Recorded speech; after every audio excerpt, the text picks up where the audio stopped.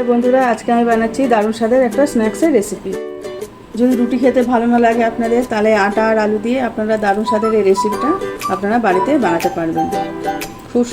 তার জন্য প্রথমে আমি 1.5 বাটি আটা নিয়ে নিচ্ছি।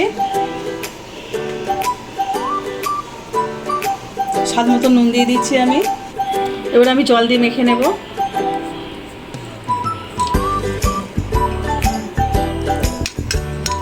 আমার একটা ডো বানানো হয়ে গেছে। দুটো আলু সেদ্ধ করে আমি মেখে নিয়েছি। এবার স্বাদ মতন আমি নুন দিয়ে দেবো। এতে 1 চামচ মতন আমি ভাজা মশলা দিয়ে দিচ্ছি। চিলি ফ্লেক্স দিয়ে দিলাম, ধনে পাতা কুচি দিয়ে দিলাম।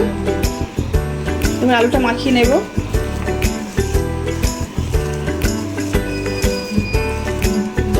এখানে আপনারা চাইলে পেঁয়াজও দিতে পারেন। আমি নিরামিষ বানাচ্ছি, ওই জন্য পেঁয়াজ দিইনি। আর মাখা হয়ে গেছে। আমি অল্প করে আটা নিয়ে নিলাম, স্বাদ অনুযায়ী নুন দিয়ে দিলাম। এই আটার আমি একটা ব্যাটার বানিয়ে নিচ্ছি। একটা ব্যাটার বানিয়ে নিয়েছি আটার। এই দেখুন, এরকম ঘন হালকা না। স্ল্যাবের ওপরে আমি অল্প আটা ছড়িয়ে দেব। আটার ডোটা আমি গুঁড়ো আটার মধ্যে দিয়ে দিলাম। এবার এটা আমি বেলে নেব। তার সঙ্গে কোট করে নিচ্ছি। এবার আমি বেলে নিচ্ছি। আমি এরকম করে বেলে নিলাম। এরকম মোটা করে আমি বেলে নিলাম।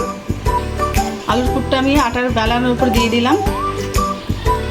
আলুর পুরটা আমি চারিদিকে পাতিয়ে দেব। আমি সব জায়গায় পাতিয়ে নিয়েছি। এবার আমি এটা রোল বানিয়ে নেব।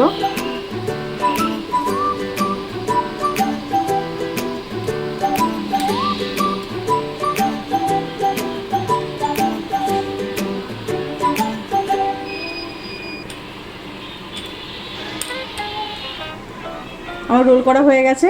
এবার আমি কেটে দেব। এবার আমি সরু সরু করে কেটে নেব।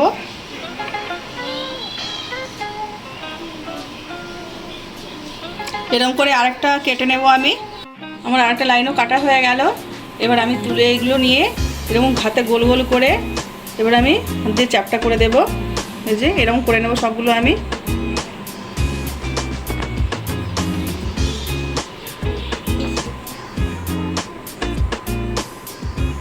সবগুলো আমি একই রকমভাবে করে নিয়েছি। এবারে আমি আটার ব্যাটারে কোট করে নেব। আটার গোলায় দিয়ে এবার আমি এটা তেলে দিয়ে দেব। একই রকমভাবে সব আমি ভেজে নেব। এবার আমি পাল্টে নেব।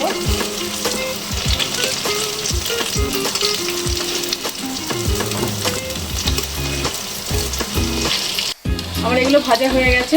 আমি এগুলো তুলে নিচ্ছি। বাকিগুলো আমি এইভাবে ভেজে নেব। আমাদের পটেটো স্ন্যাক্স একদম রেডি। রান্নাটা যদি আপনাদের ভালো লেগে থাকে একটা লাইক করে দেবেন আর শেয়ার করে দেবেন। কেমন লাগলো কমেন্টে জানাবেন। এরকম আরও নতুন নতুন রান্না পেতে আমার এই চ্যানেলটা সাবস্ক্রাইব করে দেবেন।